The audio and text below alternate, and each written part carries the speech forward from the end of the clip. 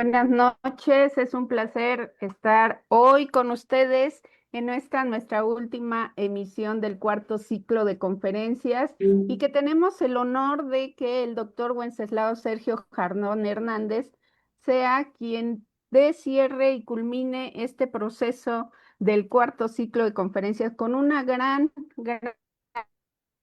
charla que tiene que ver con la reflexión en la nueva escuela mexicana. Y antes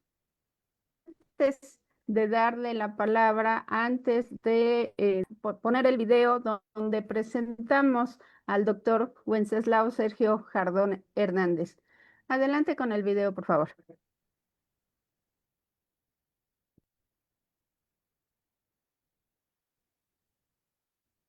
El doctor Wenceslao Sergio Jardón Hernández se ha consolidado como una voz lúcida y comprometida en el ámbito educativo nacional. Su trayectoria se distingue por la búsqueda constante de una pedagogía crítica y humana, capaz de dialogar con los retos de la contemporaneidad y de abrir horizontes de reflexión en la formación docente. Es doctor en Ciencias Sociales con área de concentración en Sociedad y Educación por la Universidad Autónoma Metropolitana, Unidad Xochimilco. Maestro en Enseñanza Superior por la UNAM y es licenciado en Psicología por la FE Zaragoza, UNAM. Actualmente, el doctor Jardón Hernández continúa su labor educadora en el doctorado y maestría en Educación en el Campus Ciudad de México de la Red IBAI, consolidando su papel como mentor y guía en la construcción de comunidades académicas reflexivas, inclusivas y transformadoras. Este miércoles, 10 de diciembre, a las 20:30 horas, nos honra con la conferencia titulada La educación reflexiva en la nueva escuela mexicana. Un espacio que invita a repensar la práctica docente desde la introspección, la crítica constructiva y el compromiso social. La presencia del doctor Jardón Hernández en este encuentro académico es, sin duda, una oportunidad para fortalecer la memoria colectiva y renovar la esperanza en una educación que sea, al mismo tiempo, reflexiva, inclusiva y transformadora.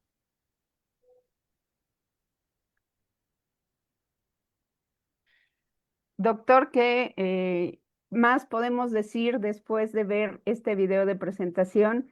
Es de verdad un honor para mí estar aquí con usted y tener la dicha de moderarlo y pues dejarle en el uso de la palabra, micrófonos y cámaras son suyos. Adelante con su conferencia donde pensar es una obligación. Adelante, maestro. Muchísimas gracias, doctora, y muchas gracias a el doctor Manuel Quiles, a mis compañeros que están aquí presentes. Es un gusto estar con ustedes y poder compartir algunas reflexiones que tenemos en torno a esta temática, ¿sí? Permítanme, voy a compartirles pantalla.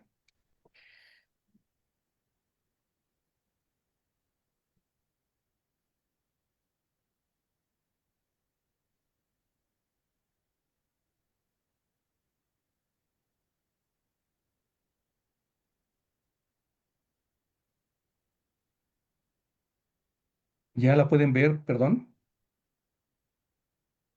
Sí, doctor, ¿se ve bien? Solamente póngala en pantalla completa, de favor. Sí, cómo no. Gracias. Ahora sí, ya la tienen completita. Ya se ve, ahora sí. Adelante, Muy por bien. favor. Gracias, gracias.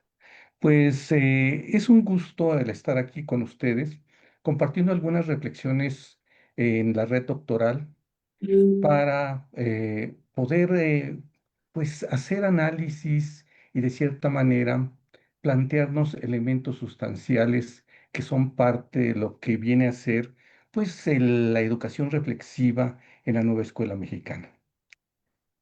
Para esto quisiera empezar mencionando que la reflexión se constituye precisamente como un elemento que es intrínseco al ser humano, ¿sí?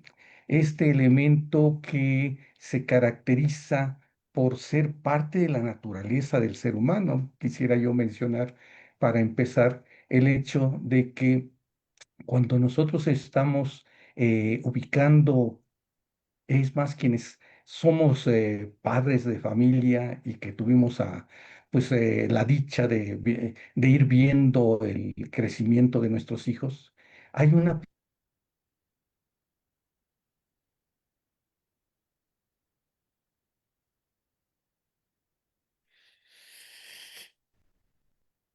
Estamos, creo, teniendo problemas técnicos.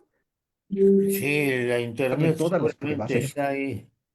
porque definitivamente, Eh, do- sí, doctor, se escucha? doctor Sergio, Sí, no, tuvimos una pequeña interrupción por el internet. ah, Nos caray, quedamos en la primera, en donde estaba esta parte del concepto. Ahí estábamos. aquí, perfecto. Bien, Adelante, doctor. Sí, por favor. gracias, gracias.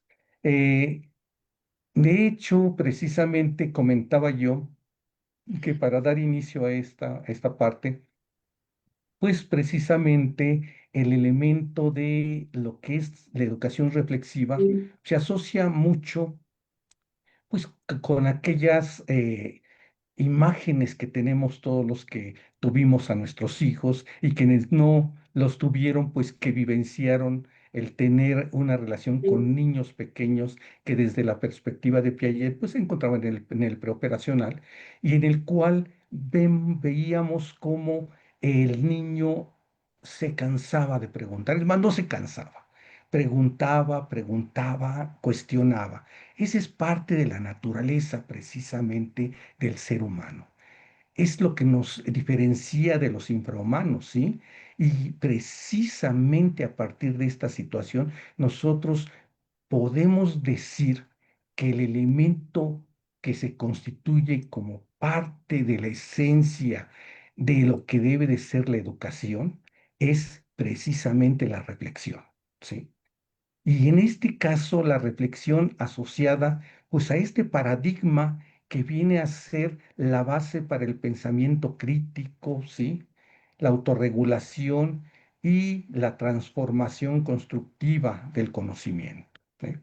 Esta situación es fundamental y podemos decir que se va a iniciar. Aquí tenemos en la presentación unos cuadritos. El primer más bien rectangulito, nos presenta una incógnita, ¿sí? Toda reflexión siempre surge de una problemática, de un cuestionamiento. Ese cuestionamiento es aquel que en todo momento, ¿sí? Del desarrollo del ser humano nos puede acompañar, ¿sí? Y que si retomo lo que mencionaba de esa parte del preoperacional, fíjense que con el planteamiento de Piaget se dice que en la siguiente etapa es la etapa de las operaciones concretas, ¿sí?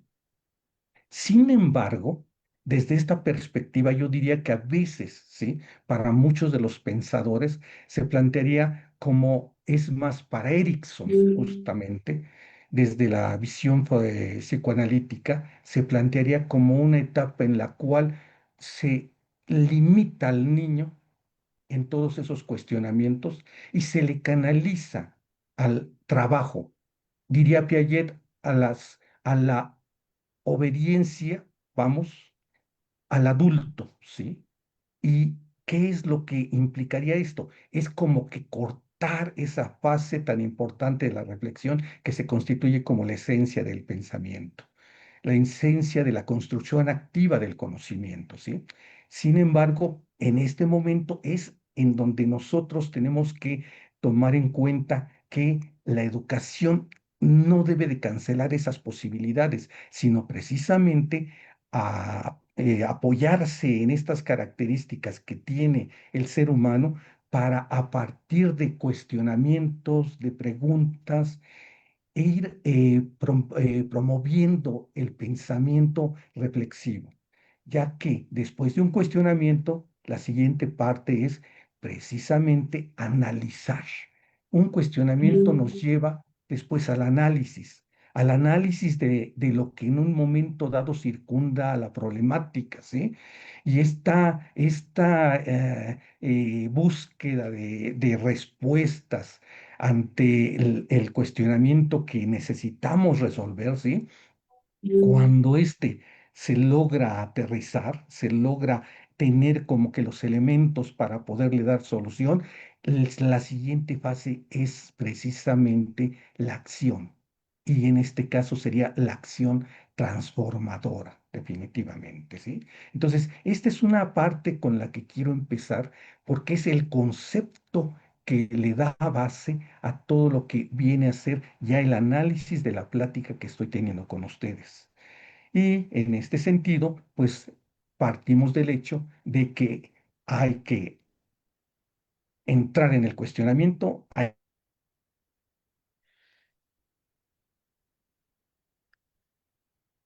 Bien, estamos otra vez con problemas técnicos. El doctor estaba comentando de este análisis que hace a través de estos rectángulos sobre cuestionar, analizar y transformar en este proceso de acción reflexiva desde esta construcción de un paradigma que promueve el pensamiento crítico, la autorregulación y la construcción activa del conocimiento.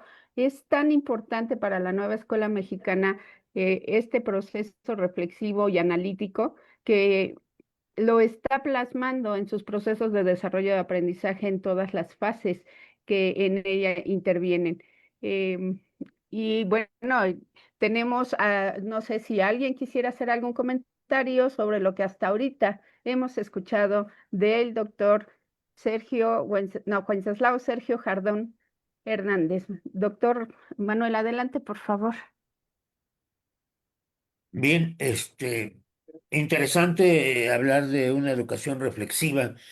Lo hemos venido comentando desde hace algunas sesiones en las certificaciones de los lunes, en las veladas con Paulo Freire.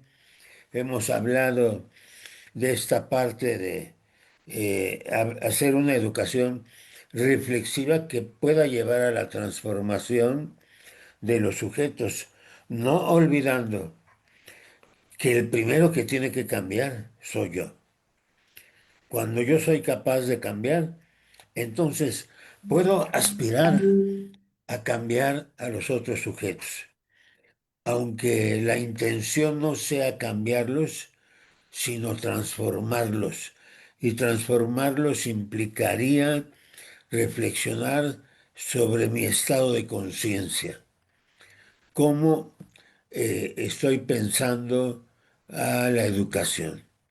Por ejemplo, cómo estoy pensando la nueva escuela mexicana desde el concepto de humanismo. Amigo. ¿Sí? ¿Cómo lo pensaría yo? ¿Hacia dónde tendría que llevar ese concepto de humanismo?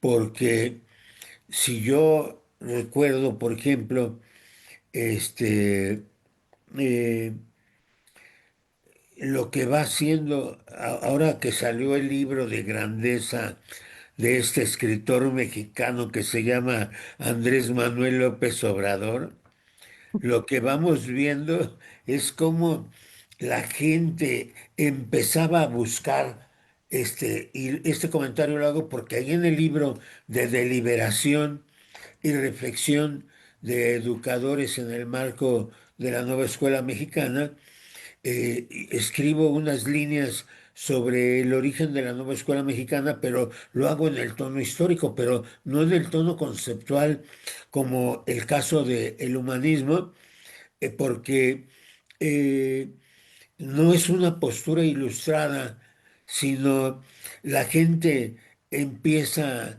a ver de dónde viene. Tampoco es enciclopédica ni es grecolatina, sino que algunos quieren buscar este humanismo en Sor Juana Inés de la Cruz o en Vasco de Quiroga o en Fray Bernardino de Sagún o en Bartolomé de las Casas o más reciente en, en Alfonso Reyes, Bueno, ¿sí? compañeros, Adelante, voy a tener que adelante. cambiar de dispositivo porque, sí, ok, gracias.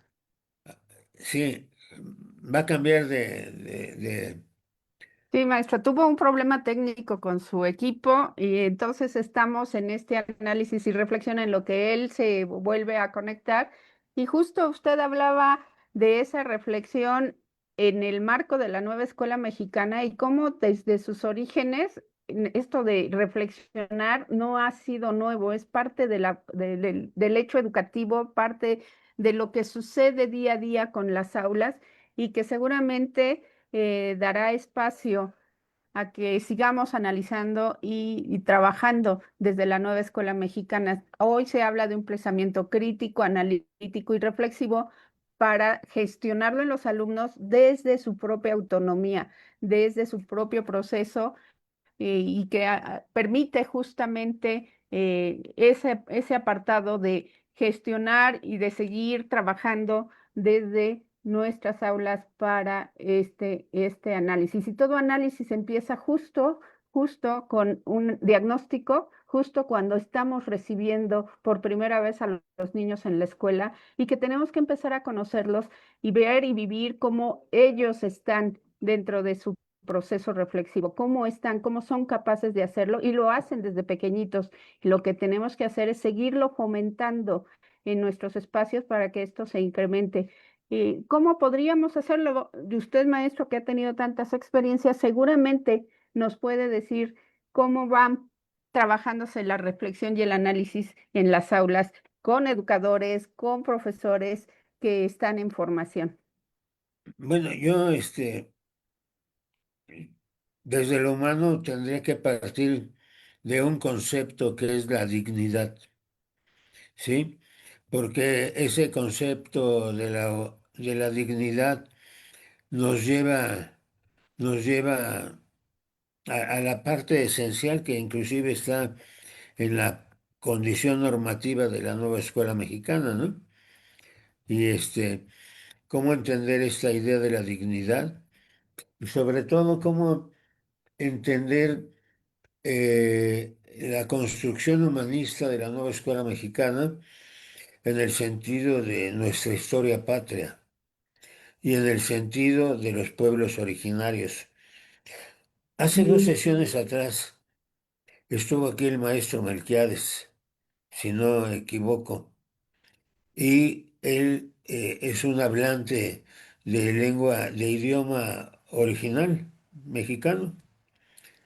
Y hoy, disculpen que lo diga, pero el fenómeno que se ha estado dando con este jovencito de 15 años, Paul, Paul Deportes, el peruano de 15 años, quechua, que empieza a transmitir en su idioma original, porque es el idioma que conoce su mamá. Él dice su mamita. Y lo que está haciendo este jovencito, ¿sí? Es un rescate de que los idiomas originales son importantes mantenerlos porque en las redes sociales otros le dicen que hablar quechua no es lo mejor, que él debe de como internacionalizarse. Y la respuesta que él da es salvar a su lengua, a su idioma original. Y la reflexión empezaría por ahí, a reserva de lo que nos diga el doctor Wenceslao, pero la educación reflexiva implicaría también, desde mi punto de vista, hablar de una patria educadora, o sea, en un concepto de la nueva escuela mexicana. ¿Por qué? Porque hoy me hablan de la decolonización y el doctor Dussel hablaba de que tendríamos que darle un giro a la enseñanza de la historia y a lo social. Y entonces, ¿qué con mi historia patria? ¿Sí? Pero bueno, aquí ya Creo, está creo que ya llegó el maestro, el doctor el doctor Wences. Wenceslao.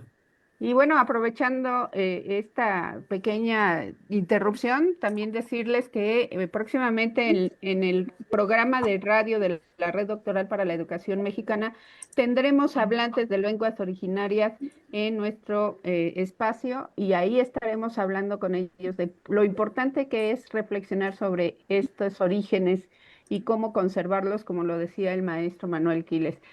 Doctor Güences, por ahí lo tenemos. Adelante, por favor.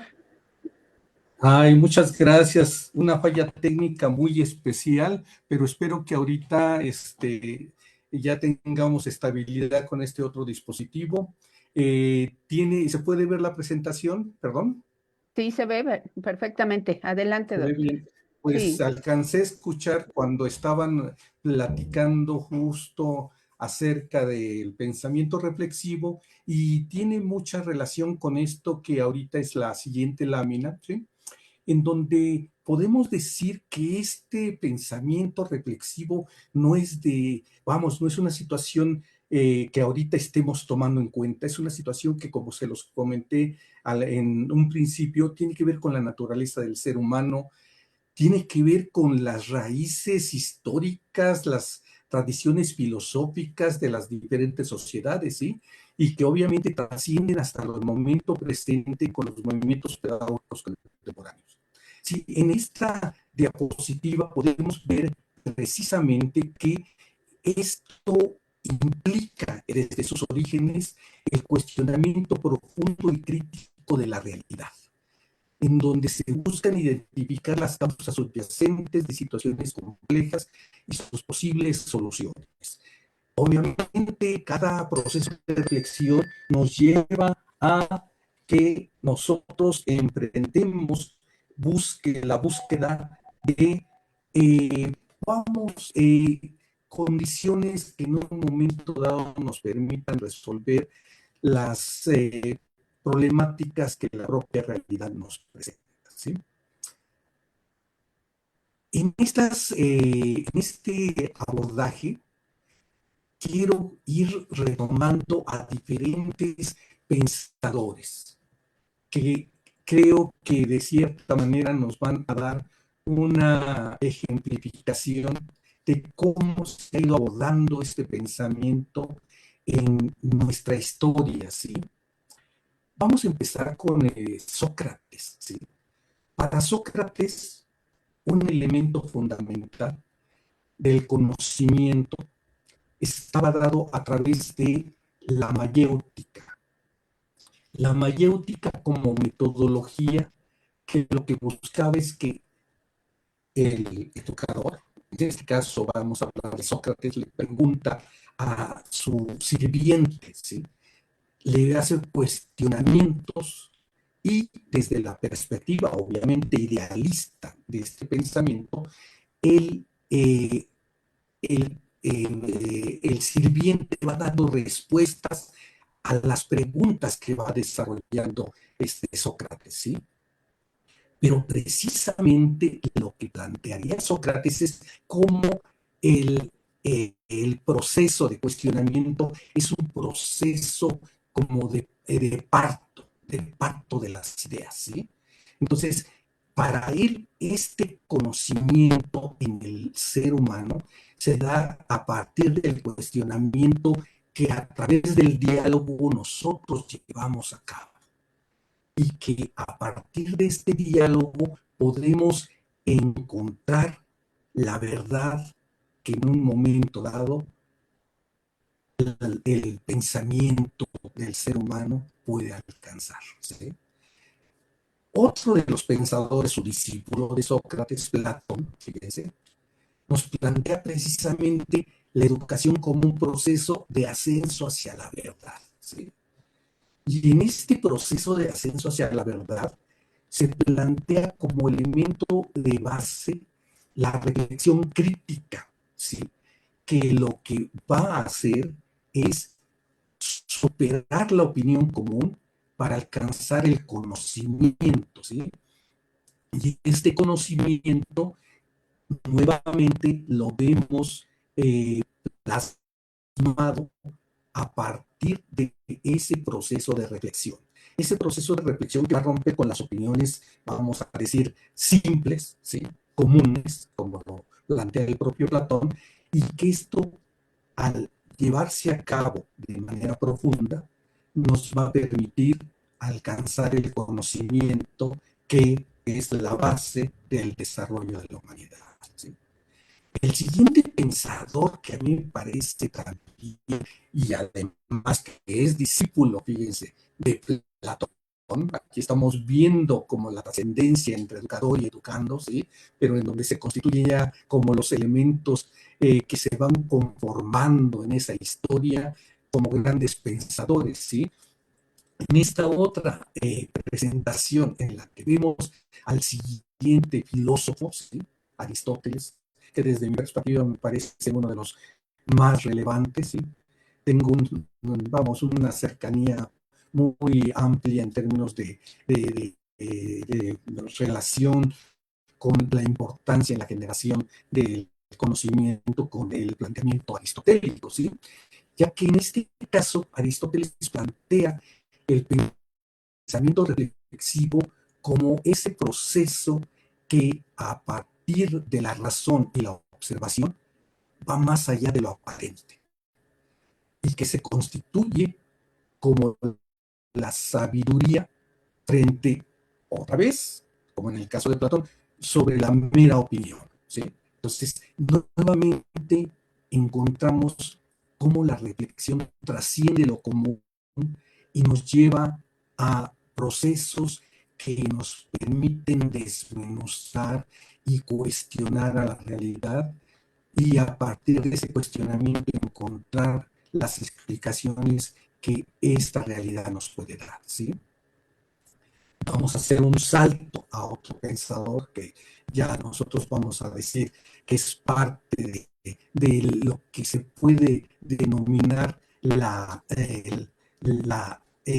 modernidad, ¿sí? Ajá.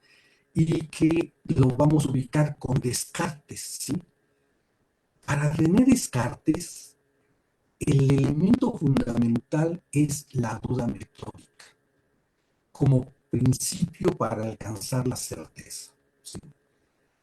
Y diría él como un motor que se basa en la reflexión crítica para alcanzar el conocimiento, ¿sí? En este sentido, nosotros podemos ubicar a Descartes como uno de los representantes del racionalismo más importantes, ¿sí? Se podría decir que uno de los principales en su nacimiento, ¿sí? Y con este planteamiento, pues volvemos a encontrar esa parte importante de la reflexión como el elemento potenciador de la generación de conocimiento, ¿sí? A partir de esto, vamos a saltar a otro pensador más en estas bases filosóficas, ¿sí? A Immanuel Kant. Con Immanuel Kant, esto es importantísimo, se plantea la autonomía moral y el uso de la razón dentro de los procesos de educación. ¿Y para qué? Para formar ciudadanos capaces de pensar por sí mismos. Esto le voy a dar una relevancia, básica, ¿sí? Se puede decir que existen diferentes concepciones de la realidad. A nosotros en este momento nos podemos enfrentar a que hay mucha información y más en este momento muy especial a nivel político entre la derecha y la izquierda, ¿sí? En donde nos viene información de un lado, nos viene información de otro lado. Esto es, y dice uno, bueno, ¿con quién me fío?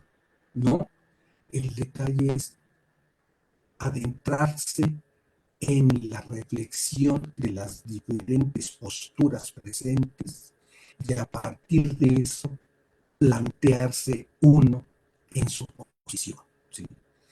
Lo que nos va a llevar a ese pensar por nosotros mismos.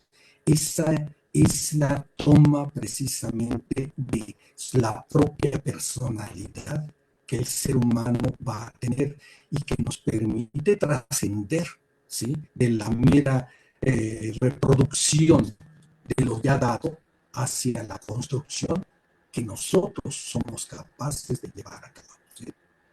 En este sentido, estas bases filosóficas nos muestran cómo el pensamiento reflexivo ha formado parte de lo que viene a ser las bases de la filosofía, y la filosofía como ese amor al conocimiento que nos lleva a poder precisamente adentrarnos en la explicación de la realidad de nuestro mundo. ¿sí? Vamos ahora a abordar algunos otros autores que me parecen importantes en lo que viene a ser los fundamentos psicopedagógicos. Uno de los autores con los que inicio es con John Dewey. De hecho, este autor ya lo había trabajado muy detenidamente el doctor Quiles, ¿sí? Cuando habló de él, en todo un trabajo específicamente sobre Dewey, y en el que nosotros encontramos precisamente que el pensar de manera reflexiva es el proceso activo, diríamos, persistente y cuidadoso hacia la solución de problemas en la práctica. En estos términos, tenemos aquí como bases, vamos, de la base psicopedagógica, pedagógicos, ¿sí? Esta parte fundamental y que si lo relacionamos con los procesos educativos actuales, ¿sí? Donde nos vamos a adentrar con la nueva escuela mexicana, pues este elemento es una parte que nos acompaña y que es, yo diría, que algo que debemos de tomar en cuenta como un punto básico para el desarrollo de nuestras actividades como educadores. Otro pensador en el campo de la psicología, obviamente dentro de gran marco psicopedagógico, es Jean Piaget, ¿sí? Para Piaget, el ser humano va construyendo y reorganizando sus esquemas cognitivos, ¿sí? Los cuales lo llevan a la resolución de los problemas de manera sistemática que le presenta la realidad. Como educadores, nosotros hemos trabajado muchas veces a Piaget y decimos precisamente que el ser humano se encuentra en un momento dado de equilibrio, ¿sí? Pero para potenciar el aprendizaje hay que generar el desequilibrio. ¿Y cómo lo podemos generar? A partir de preguntas. Preguntas que en un momento dado deben de estar muy acercadas al nivel de desarrollo de los niños, ya sea preguntas al tamaño como para los niños de preescolar o al tamaño para los niños de primaria, para los jóvenes de secundaria, para el adulto, sí, niveles superiores, pero fundamentalmente siempre a partir precisamente de cuestionamientos que generen reflexiones que diría Piaget, al darse el desequilibrio, se va a buscar el equilibrio. ¿Y cómo lo va a llevar a cabo el ser humano? A partir de procesos de asimilación, que son la búsqueda de posibles respuestas ante los cuestionamientos que se nos presentan y que cuando se logran, se lleva a cabo el siguiente nivel, que es la acomodación. La acomodación que viene a ser el tomar esas respuestas, pero no de manera aislada, sino que esas respuestas que encontramos a la solución de las problemáticas que se nos presentaron se reestructuran en nuestros esquemas cognitivos y cognoscitivos, ¿sí? Y en este sentido, estas estructuras se van enriqueciendo cualitativamente, ¿sí? Es aquí donde podemos ver, es más, hasta los cambios cuantitativos que nos conducen a grandes saltos cualitativos en los procesos de pensamiento, ¿sí? Pasemos al siguiente personaje, Vygotsky, ¿sí? Para Vygotsky, ¿sí?, la mediación social y cultural es la base para el aprendizaje. Y diría Vygotsky, este proceso surge a partir de reflexionar con otros, ¿sí? Aquí hay una parte muy interesante que se plantea entre la zona de desarrollo potencial, ¿sí?, y la zona de desarrollo próximo. Para nosotros la zona de desarrollo próximo es aquella en la que se le presenta una problemática al niño, ¿sí?, y esa problemática él la puede resolver por sí mismo, ¿sí? En función de las estructuras de conocimiento que ya tiene. Sin embargo, cuando ese proceso se lleva a cabo con interacción con otros, este proceso se potencia y hay una gran diferencia que hace precisamente entre la zona de desarrollo próximo y la zona de desarrollo potencial, porque voy a poner el ejemplo clásico en donde estamos platicando con otros colegas, otras personas, y en el diálogo, de momento, alguna frase que dijo alguno de nuestros, eh, vamos a decir, compañeros, nos hace que digamos, se me prendió el foco. Esto que tú dices me lleva a esta situación, ¿sí? ¿Qué quiere decir? Que cuando nosotros tenemos interacción con otros seres humanos, en esa relación social que es fundamental para el proceso educativo, ¿sí? Porque el ser humano como ser gregario, pues se constituye a partir precisamente del dialogar con los demás, del dialogar con nuestros pares, con nuestros compañeros, ya sea de trabajo, de la familia, de grupos, ¿sí? Y esto nos potencia. Entonces, para Vygotsky, la reflexión surge en los procesos de interacción. Y esto otra vez es un elemento esencial en esa potenciación del pensamiento reflexivo, ¿sí? Pasemos a otro personaje muy importante de la escuela de Frankfurt, Jürgen Habermas, ¿sí? Para Jürgen Habermas, ¿sí? Su teoría es la teoría de la acción comunicativa, pero ¿de qué se constituye esta teoría? ¿Sí? Para Habermas, el proceso fundamental de la razón se da a través del lenguaje y la argumentación. ¿Qué quiere decir esto? Cuando nosotros nos encontramos con nuestros pares, con otros, ¿sí?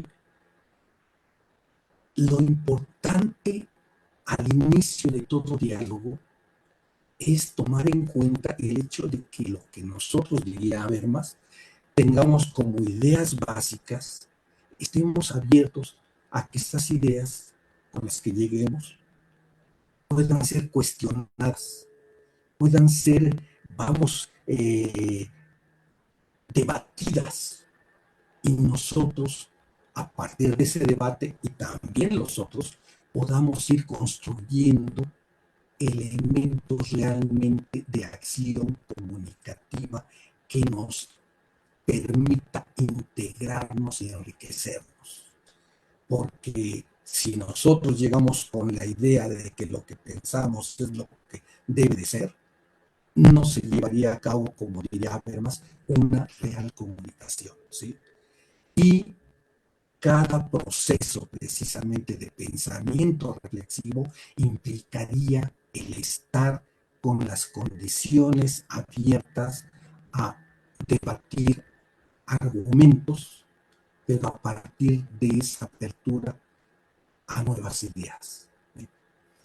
Y aquí viene el siguiente personaje que desde la perspectiva de la nueva escuela mexicana, y por eso lo coloqué en este espacio, viene a ser un pensador que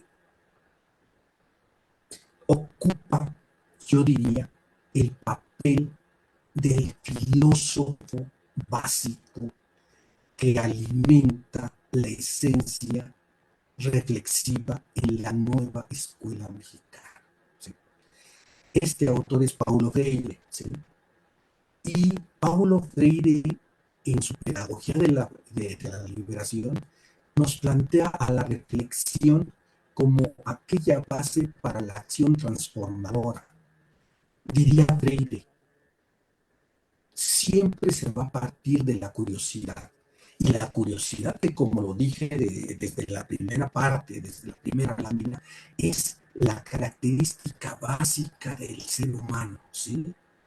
Es esa búsqueda por tratar de responder a aquellas situaciones que se nos presentan en la realidad y que nosotros tenemos que ser metódicamente rigurosos en el apropiarnos de posibilidades de respuesta. Pero fíjense aquí, esta es la parte que me parece fundamental e importante a tomar en cuenta, y es el hecho de que, diría Freire, se partiría de la curiosidad que nos lleva a transitar de la ingenuidad a la curiosidad epistemológica. ¿Qué quiere decir esto? Con todos estos autores, lo que nosotros podemos plantear es el hecho de que hay diferentes formas de pensamiento. En todos ellos nos une el elemento fundamental de la reflexión.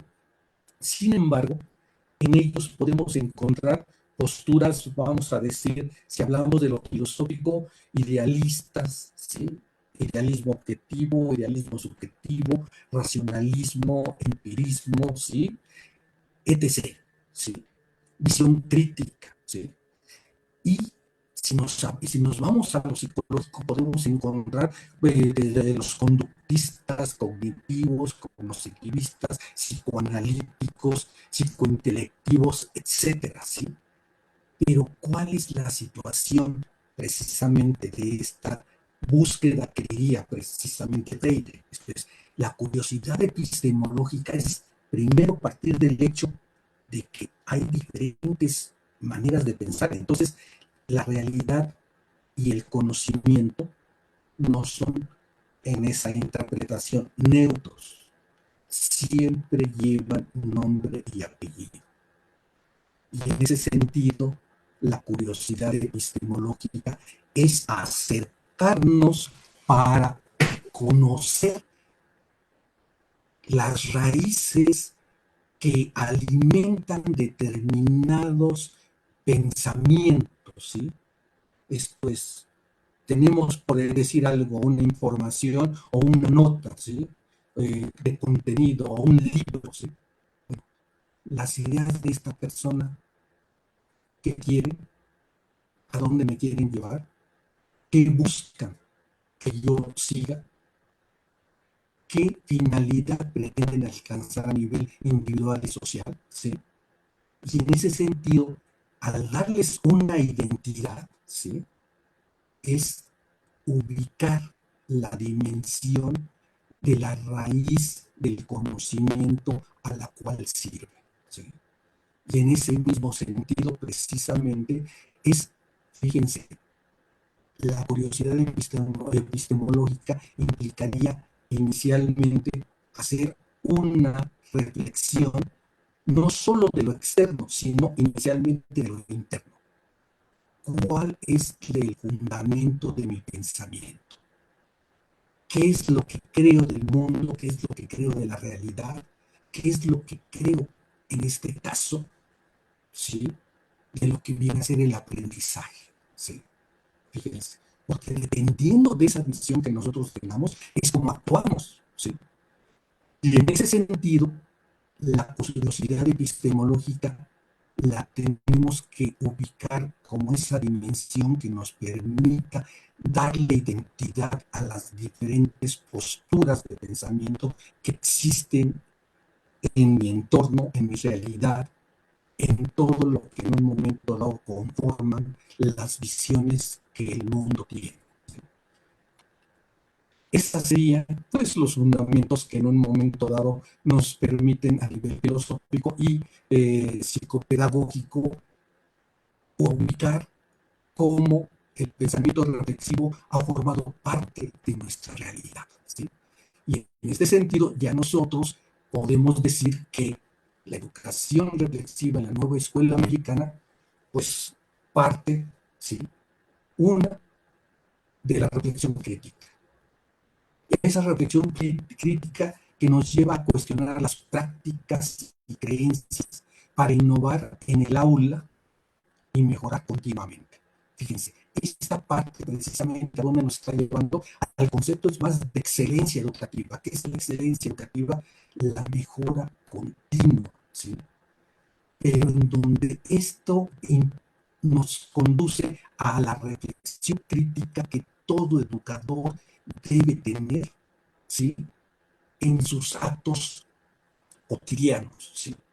Esa reflexión crítica nos llevaría a dos niveles. Por una parte, nos llevaría a nivel precisamente de lo que viene a ser los educandos, a la teoría y la práctica, como esa articulación mediante el aprendizaje situado y contextualizado en entornos reales. Esto es, ¿qué es lo que nosotros estamos aquí viendo? Es más, hasta los planteamientos actuales de la neurociencia lo que plantea es que lo que potencia más el aprendizaje es ese aprendizaje situado y que parte obviamente del contexto. ¿Por qué? Porque lo que nosotros recibimos y esto que recibimos en esta relación teoría-práctica, si tiene relaciones con nuestros esquemas de vida, lo que hacen es que se insertan, se reconfiguran en nuestro proceso de pensamiento, ¿sí? Y en este sentido, obviamente se potencia el aprendizaje. No pasa, esto rompe con esa idea bancaria que diría Freire de simple y sencillamente llenar al niño o al joven de información. No, es generar procesos de articulación que le permitan procesar sus propios acercamientos al mundo, a la realidad, ¿sí? De manera significativa. Ahora, pasemos un poquito en lo que tiene que ver con lo que es el desarrollo profesional, esto es el educador, ¿sí? En el caso del educador, ¿sí? El educador, bajo esa reflexión crítica, va a tener un impacto fundamental en lo que viene a ser su propio proceso constante de autoevaluación y de diálogo colaborativo. Esto es lo que llevaría la reflexión crítica a lo que es el desarrollo profesional. Un profesional que se autoevalúe constantemente, de manera continua, y que esto se lleve a cabo precisamente no en solitario, sino en un diálogo colaborativo. Desde esta perspectiva, entonces, ahora la nueva escuela mexicana con proyecto educativo transformador va a partir de un enfoque integral. Ese enfoque integral fundamentado en un humanismo crítico y comunitario que permita precisamente formar estudiantes con valores y capacidades integrales, ¿sí? En donde las prioridades claves, ¿sí? Van a ser la equidad, la excelencia con mejora continua, ¿sí? La revalorización del docente en esa capacidad de tener voz en sus fundamentos, en sus visiones pedagógicas, ¿sí? Y obviamente, como una prioridad también clave de esto, buscar como ideal el alcanzar entornos dignos para el proceso de aprendizaje, lo cual implica obviamente hablar de no solo los espacios, sino es más de las condiciones que también se han platicado mucho aquí y que la doctora Covadonga ha mencionado con todo lo que viene a ser, pues el manejo cibernético, ¿sí? Y ahorita la inteligencia artificial, ¿sí? Ahora, ¿qué principios pedagógicos sustentan la NEM y que se vinculan con la educación reflexiva? Uno, la autonomía profesional. En esta autonomía profesional, fíjense cómo trascendemos, ¿sí? y en la visión del educador como un neurotransmisor de conocimiento, y se trasciende hacia la visión del educador como un agente, vamos, que potencie sus procesos reflexivos y sus acciones transformadoras, ¿sí?, a partir de sus decisiones pedagógicas fundamentadas, ¿sí?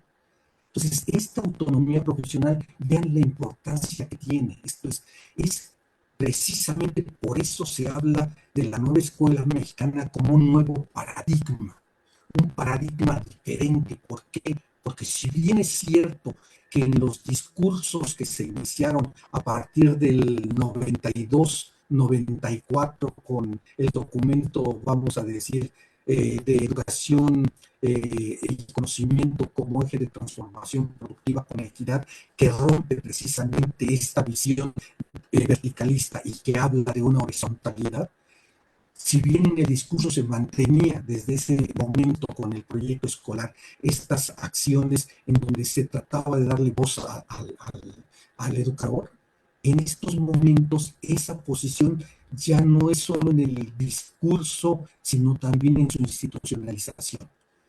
Hay la legitimidad para que en un momento dado se vea esto como un proceso de acción que tiene abierto precisamente el educador en su potenciación, en su capacidad de creación, ¿sí?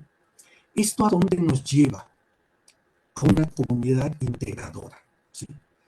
Y esta comunidad integradora nos lleva a ubicar procesos, vamos a decir, de aprendizaje que involucren no solo el aprendizaje situado en contextos reales de los educandos, sino que involucre a la familia y a las organizaciones locales, en donde ya la escuela ya no es un espacio independiente de la realidad, es un espacio articulado y en donde la propia familia la tenemos que potenciar para que se sienta como parte integrante de ese proceso de involucramiento con la formación de los niños, de los jóvenes, ¿sí?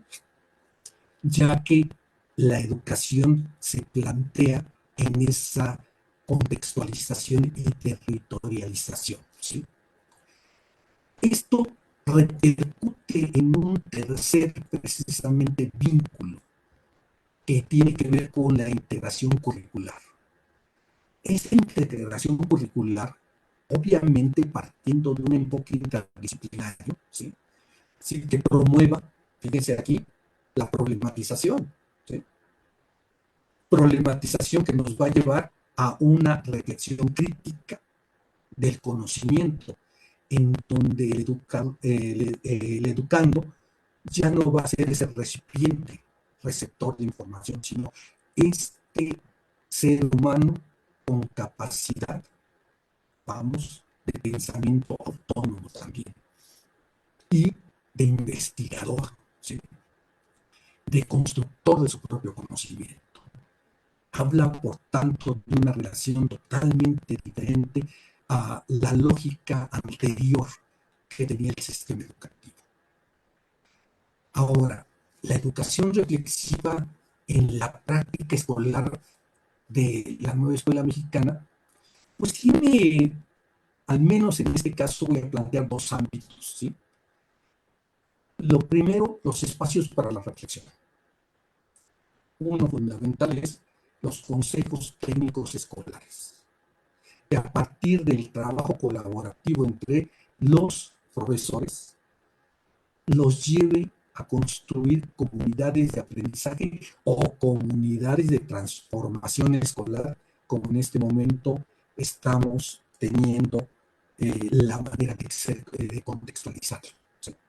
Entonces, esos espacios de reflexión, aprovechémoslos, y aprovechémoslos no con la filosofía individualista que caracteriza desde el inicio del surgimiento del capitalismo, el individualismo en donde primero yo, después yo y al último yo. No, eso no nos lleva a ningún lado, sino como ese espacio en donde sabemos que la reflexión es una reflexión con nuestros pares, una reflexión que a partir de nuestros pares puede potenciar nuestro crecimiento como educadores y esto también, por tanto, potenciar el proceso de pensamiento reflexivo, ¿sí?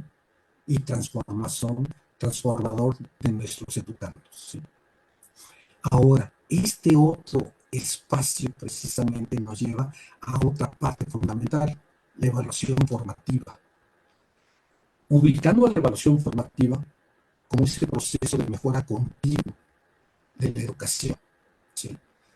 En donde se haga un análisis crítico de los resultados que tengamos. Y esto debe de ser un proceso, como se menciona en la primera parte, continuo. Fíjense, es un ir y venir entre la teoría y la práctica para generar una retroalimentación constructiva de mejora continua y, por tanto, de elevación de los niveles de calidad que nos conllevarían a el nivel de excelencia que buscamos en el proceso educativo. ¿Qué impactos vamos a esperar con este proceso de pensamiento de reflexivo? Tener, en el caso de los estudiantes, pues estudiantes reflexivos, ¿sí?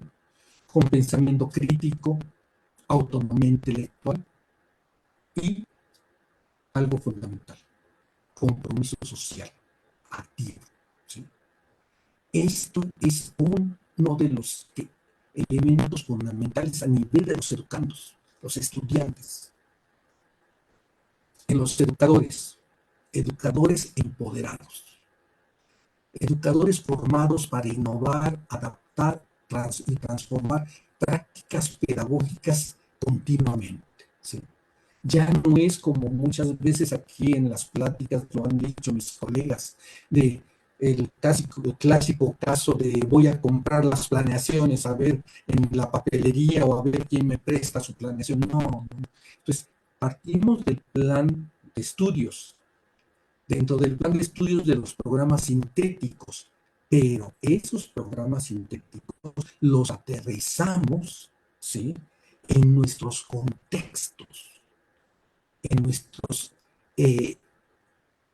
nuestras condiciones vivenciales que nos permiten, si bien tomar contenidos que son relevantes para ese proceso de formación, que esos elementos que tomamos se logren aterrizar y por tanto adquirir significancia en el pensamiento de los educandos.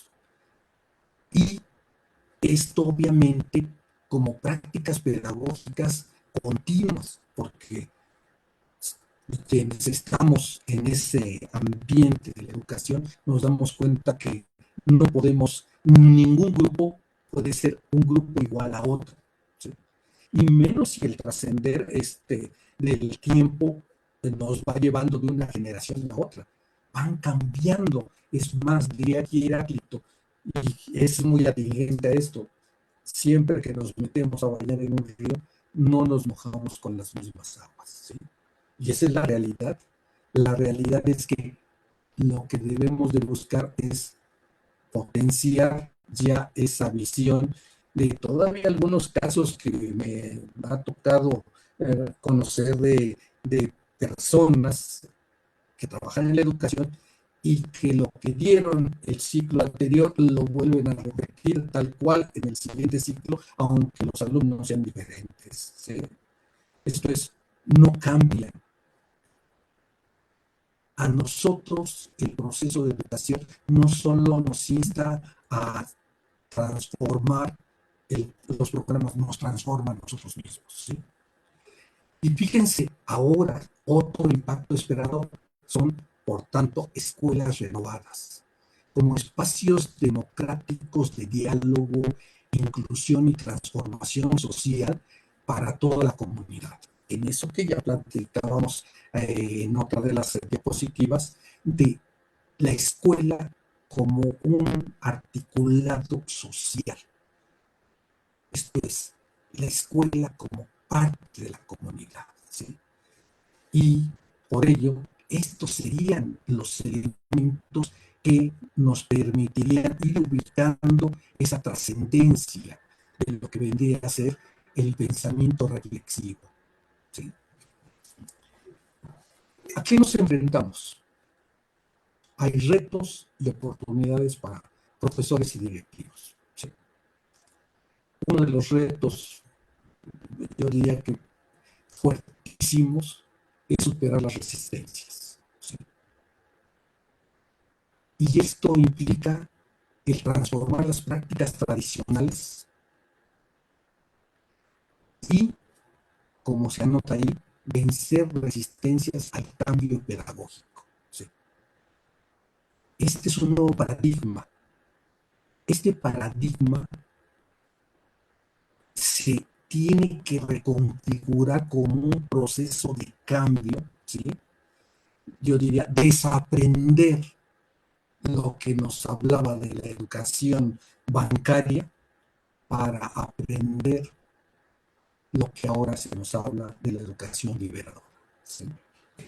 Y en ese sentido, pues nosotros podemos ubicar este este reto que es algo que se encuentra presente y en lo cual debemos incidir día con día.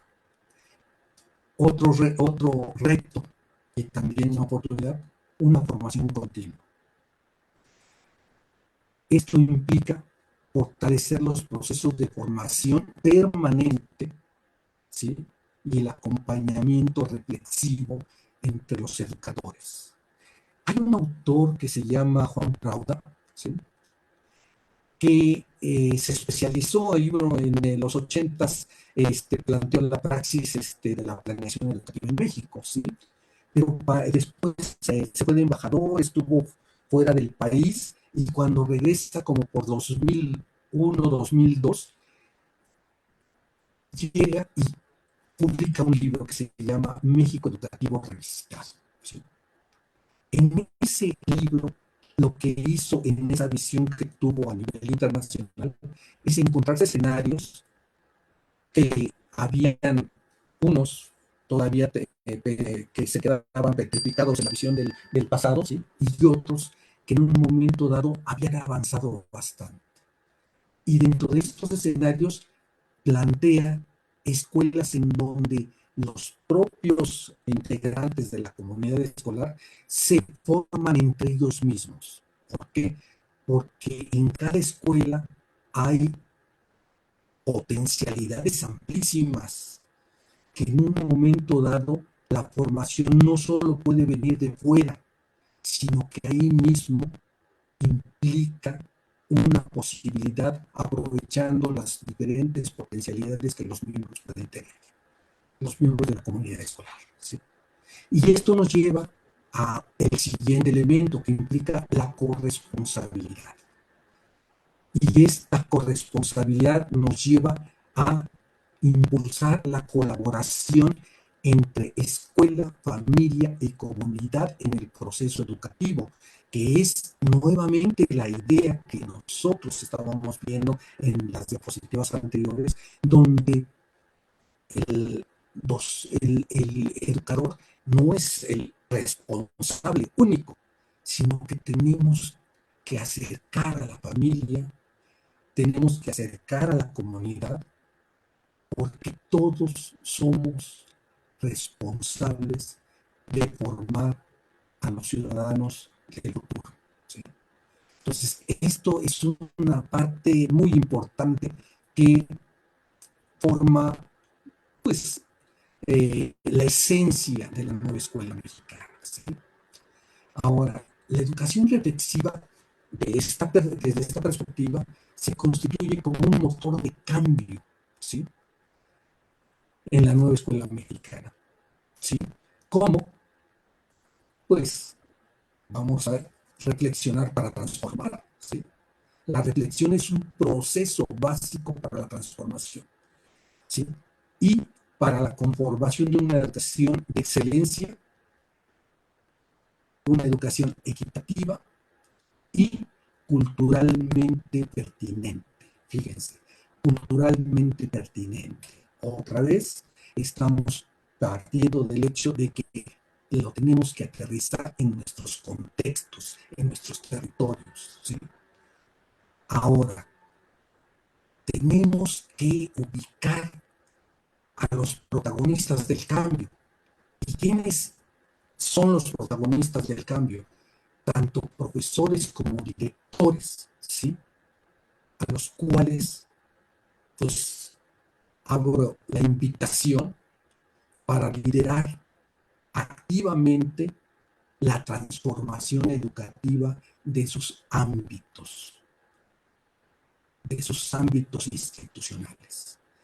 Y en ese sentido, yo diría que además de lo que aquí estoy anotando como profesores y directivos, a todos aquellos que formamos parte de la comunidad educativa de nuestro país.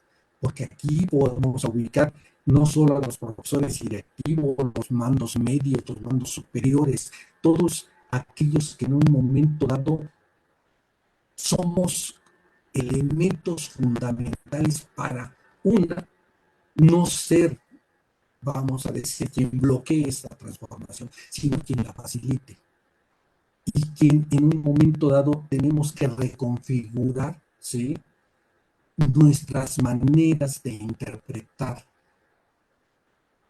la educación a partir de este nuevo paradigma, que nos llevaría a una construcción colectiva, ¿sí?, para formar ciudadanos críticos, reflexivos y transformadores, ¿sí? Esto es como lo mencioné en la diapositiva anterior, un gran reto, pero es el reto que es necesario, vamos a decir, enfrentar, ¿sí? Y que, pues, como cierre de esta plática que acabo de tener con ustedes, me gustaría, vamos, sintetizar bajo este pensamiento. Dice, ya no se puede admitir que el profesor continúe siendo el sabio por profesión frente al joven ignorante por definición. El profesor informador y el alumno oyente tendrán que ser reemplazados por el profesor animador y por el alumno investigador. Esta es la idea a la que nosotros tenemos que darle visión prospectiva y, por tanto, acción transformadora para que se alcance la esencia y filosofía que acompaña la nueva escuela mexicana desde esta perspectiva del pensamiento reflexivo. Bueno, pues muchísimas gracias por estar acompañándome en este diálogo.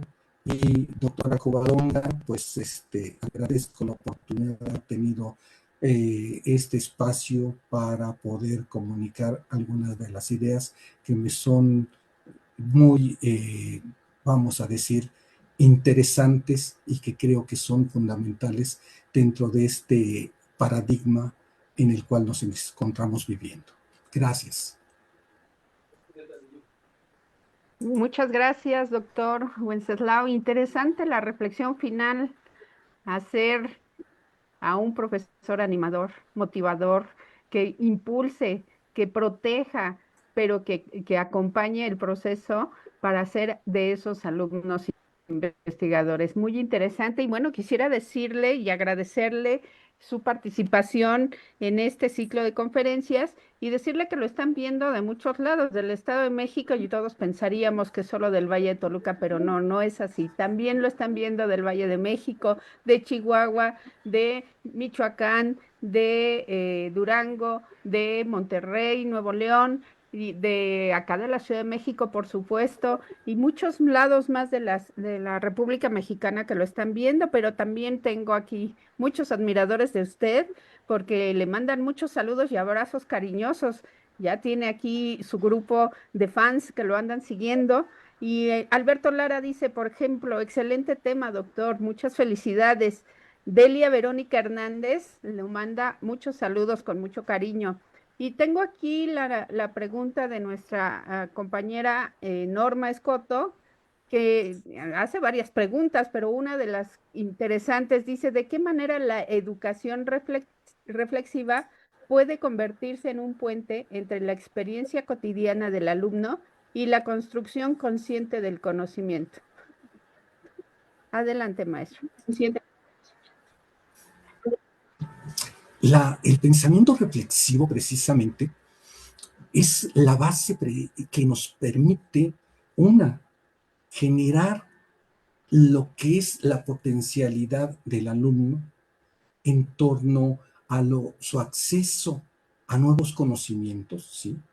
Pero precisamente construye ese puente que lo lleva a ser actor no pasivo, sino activo de su propio desarrollo de pensamiento y de aprendizaje. En ese sentido, precisamente se ve la importancia que esto tiene como no solo la transformación, fíjense aquí, me gusta la pregunta, no solo la transformación del sujeto individual, sino del sujeto social, porque esta transformación no solo va a alterar, ¿sí? Alterar no en el sentido negativo, alterar esto es en el sentido de transformar, en el sentido de reconfigurar el pensamiento de un alumno, sino el pensamiento de todo el colectivo y el pensamiento de los mismos docentes, término, o de los mismos educadores, que sería el concepto más adecuado, ¿sí? Porque como educadores se constituyen como estos elementos que Freire plantea como la base, fíjense, cuando él habla de la palabra generadora, ¿sí? Como la base del acceso a la reconstrucción consciente, colectiva, crítica y ya en el campo de Freire, ¿sí? Ajá, política en términos de visión de su mundo, de su realidad, ¿sí? Entonces ese es un puente de acceso a una reconfiguración de todo el hecho educativo, ¿sí? Entonces espero eh, haber contestado o acercarme, porque lo diría, aquí me gusta mucho cuando les digo que cuando hablamos del pensamiento, hablamos de lo que Sábato plantea como el túnel, ¿sí? Hay un túnel que es en cada uno de nosotros nos encontramos en un túnel, y cuando se presenta alguna pregunta es cuando nosotros abrimos una ventana en ese túnel y nos vemos de un túnel al otro, lo cual quiere decir que nunca vamos a estar en el mismo túnel, pero sí nos podemos aproximar. Entonces, espero haberme aproximado a la inquietud de la maestra. Seguramente sí, y bueno, hace rato escuchaba que se hablaban de los actores educativos que son corresponsables de esta transformación hacia el pensamiento reflexivo y de los niños educadores. Y ella misma nos pregunta qué condiciones institucionales deben transformarse para que el pensamiento crítico sea realmente un eje formativo y no solo un concepto decorativo en los discursos educativos. Transformar lo que está escrito en acción. ¿Qué opina de este, doctor? Es algo muy, muy importante porque como les comenté en la parte de la plática que llevaba, esta parte en términos de discurso, ¿sí? Está desde 1992, ¿sí? Con el documento de, sí, Educación y Conocimiento de Eje de Transformación Productiva con Equidad, que lo que hizo es romper con las visiones verticalistas, y es más, la década perdida de los 80, ¿sí?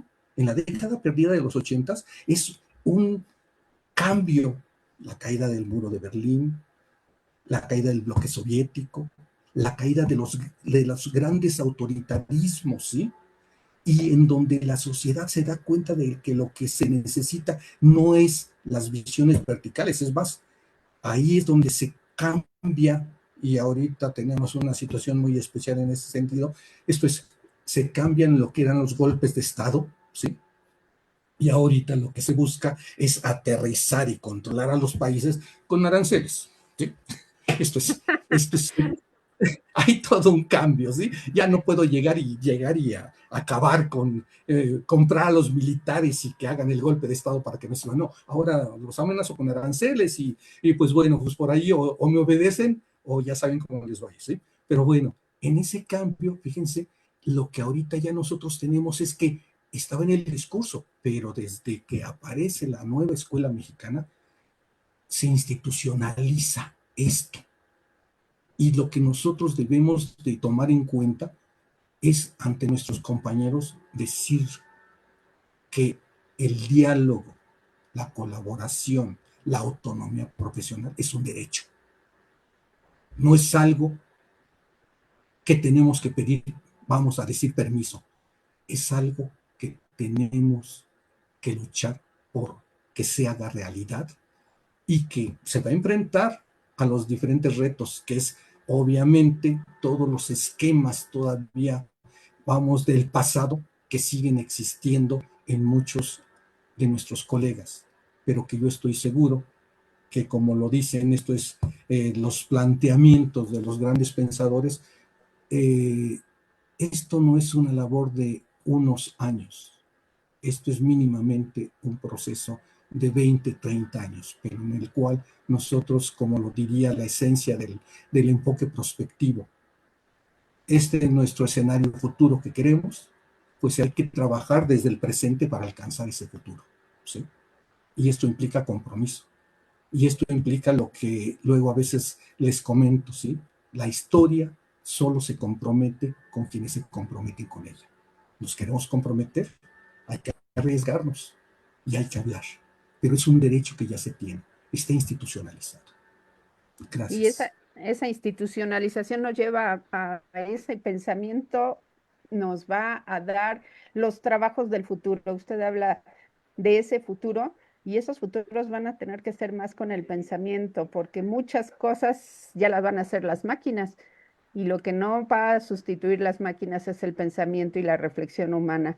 Y ahí es donde tenemos que seguir preparando a nuestros chicos, a nuestras niñas, a nuestros niños, adolescentes, jóvenes y adultos en ese proceso de reflexión, análisis y transformación constante. Y ahí en ese sentido, Sara Estela Rivera le dice, doctor, ¿considera usted que la educación reflexiva permitirá que la nueva escuela mexicana influya en la transformación del pensamiento a través del el humanismo? Muchas felicidades, doctor Jardón.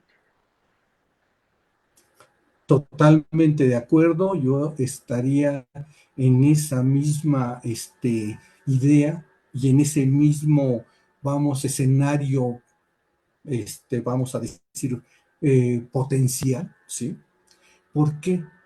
Porque lo que plantea la educación reflexiva está inserto como parte de una filosofía que forma parte del humanismo, el humanismo que toma en cuenta al ser humano en su esencia, no visto como un objeto, sino como un sujeto de acción transformador, ¿sí? Entonces, esto es algo que definitivamente sí nos puede, pues es más, podría decir que es un todo articulado. No podemos separar una cosa de la otra.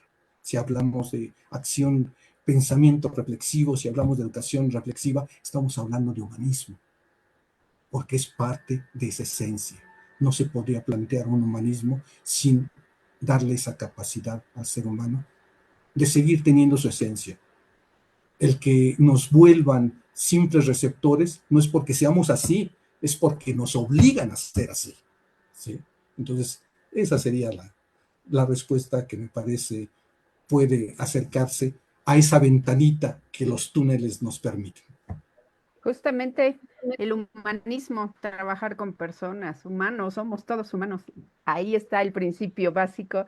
Y bueno, yo le agradezco agradezco enormemente esta gran charla sobre la reflexión y la práctica que tenemos que llevar en nuestros espacios áulicos, en nuestra comunidad y por supuesto en nuestro hogar, en nuestras casas y con quien convivimos todos los días. Y ese análisis y reflexión, y es así, simple, tener que analizar, pensar y decidir y hablar y construir juntos este camino diferente para la educación. Y bueno, pues, felicitaciones llegan muchas, muchas, muchas de muchos lados. Eh, ya no, ya el tiempo no me daría de leerle cada uno de ellos, pero yo estoy segura que en un momento usted los va a revisar. Están ahí en Facebook y seguramente lo va a revisar.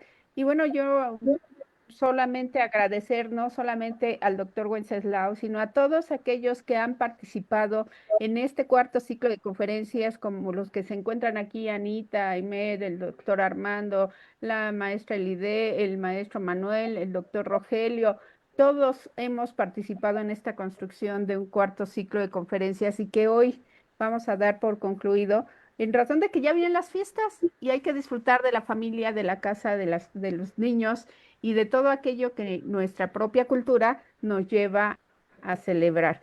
Y para ese evento, bueno, agradecerles, quisiera yo pedirle al maestro Manuel Quiles Cruz que nos hiciera el honor de hacer la clausura de este cuarto ciclo de conferencias, porque, bueno, hoy concluimos agradeciéndoles a todos la oportunidad que nos dan de compartir con ustedes el conocimiento y de que nos estén escuchando cada día, cada miércoles en estos ciclos de conferencia. Y seguramente esperen el que sigue. Empezamos en enero, seguramente ya con el quinto ciclo de conferencias. Y también por ahí estará el seminario 4 que tiene que ver justo con este tema que abordó hoy el doctor Wenceslao Jardón Hernández. Reflexionar para educar, estaremos llevándolo a cabo en febrero. Por favor, si tienen alguna inquietud, alguna duda, comuníquense con nosotros vía Messenger, por chat o como ustedes consideren para participar en este seminario número 4. Maestro Manuel Quiles, adelante con la clausura, por favor. Agradeciendo a todos ustedes, a cada uno de los que participaron, eh, comentando sus saberes, transmitiendo, porque finalmente hay una transmisión también de saberes, aunque uno diga que no hay que transmitir, pues el saber, quien lo tiene, lo manifiesta y nos lo comparte. Agradeciendo a todos los que participaron, maestras y maestros, doctoras y doctores.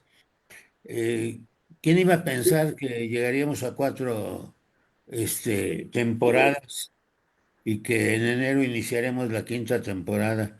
Como quién iba a pensar que íbamos a tener un programa de radio, que íbamos a publicar libros, que íbamos a hacer seminarios, que íbamos a hacer apoyo en las ferias del libro como la de Tehuacán y ahora la de el Palacio de Minería, porque estar en el Palacio de Minería es otra cosa. Es la Universidad Nacional Autónoma de México. Pero además, ¿quién iba a decir que estamos ante la posibilidad de conseguir los registros internacionales para la protección creativa y creadora de nuestras maestras y doctoras y de nuestros maestros y doctores?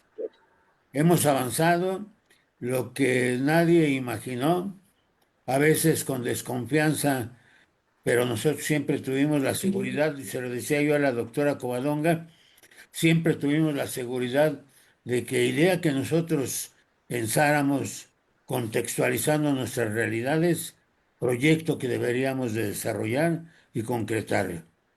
Y agradecemos a todos su participación, su asistencia y pues nos vemos en enero con nuevos proyectos. Ahorita vamos a sacar un libro donde escribe el, el doctor Rogelio Romero Colín, la doctora Covadonga y su servidor. Tenemos el libro de narrativas educativas que coordina la maestra Elide Gutiérrez y tenemos el libro de eh, tecnología humanizante que coordina, que escribe la doctora Covadonga. Y también por ahí ya está escribiendo Aimed Romero, que también es una conocedora del campo de la educación especial y de la inclusión. Y le agradecemos a todos, les agradecemos a Anita, que ha estado con nosotros también. Igualmente Armando Viloria, que siempre colaborador como todos. Armando Viloria además trae sus saberes como todos también. Y el Ide Gutiérrez no los podemos jalar porque no prenden su video, pero agradecemos al doctor Wenceslao que haya cerrado este ciclo de pláticas, todas muy, muy interesantes. Ya nada más me falta subir dos, falta que suba dos a YouTube, pero les agradecemos a cada uno de ustedes y a quienes miran, ven, atienden este programa. Muchas gracias, doctora Covadonga. Muchas gracias a usted, maestro, por cerrar este ciclo de conferencias, pero no se cierra nuestras capacidades, nuestras creaciones, y ahí seguimos y continuamos en este proceso. En enero, espérenos, estaremos avisándoles por Facebook Live, bueno, es cierto, por Facebook nada más, el live es el que hacemos ahorita, y bueno, seguir trabajando en esto de transformar la educación. Es un compromiso colectivo, es un compromiso de todos, y juntos estamos listos para seguir cambiando este mundo. Y sí, empezamos con unas pequeñas charlas en un proyecto y Es que bueno, hoy hacemos muchas cosas gracias a ustedes. Mande. Gracias a ustedes y a quienes nos acompañan.